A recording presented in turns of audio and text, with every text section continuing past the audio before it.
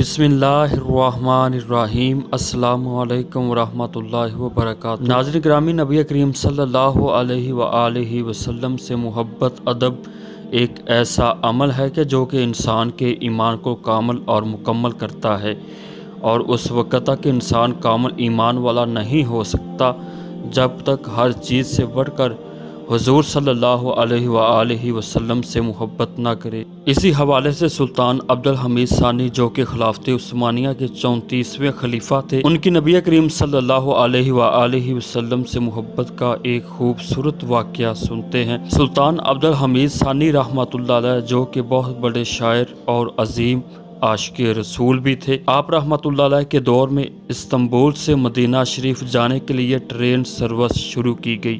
آج بھی وہ ریلوے لائن مدینہ شریف میں بچھی ہوئی ہے اور یہ ترکی ریلوے اسٹیشن کے نام سے مشہور ہے۔ اس زمانے میں ٹرین کا انجن جو کہ کوئلے سے چلتا تھا، جب تمام تر تیاریاں مکمل ہو گئیں اور سلطان عبد الحمید ثانی کو افتتاح کے لیے بلایا گیا، تو سلطان نے دیکھا کہ انجن سے بڑھ کی آوازیں آ رہی ہیں، تو سلطان عبد الحمید کو یہ منظر اچھا نہ لگا اور غضبناک ہو گئے اور کچرا اٹھا کر انجن کو مارنا شروع کر دیا اور کہنے لگے کہ نبی کریم صلی اللہ علیہ وآلہ وسلم کے شہر میں یہ تیری اتنی آواز کیوں، تیری مجال کیا ہے؟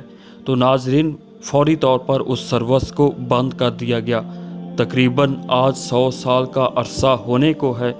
اس وقت جو ریل کا انجن بند ہوا تھا، وہ آج بھی اسی طرح مدینہ شریف میں رکھا ہوا ہے، جو کہ ترکی اسٹیشن کے نام سے مشہور ہے۔ تو ناظرین، اس قدر ادب کرنے والے لوگ جو انجن کی بلند آواز کو بھی رسول اللہ صلی اللہ علیہ وآلہ وسلم کے شہر میں پسند نہیں کرتے تھے، تو وہ اپنے محبوب سے کس قدر محبت کرتے ہوں گے۔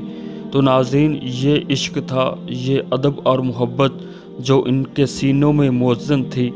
اللہ عز و جل ہمیں بھی ایسا عشق اور ادب اور آپ کے شہر کی با ادب حاضری نصیب فرمائے۔ آمین یا رب العالمین۔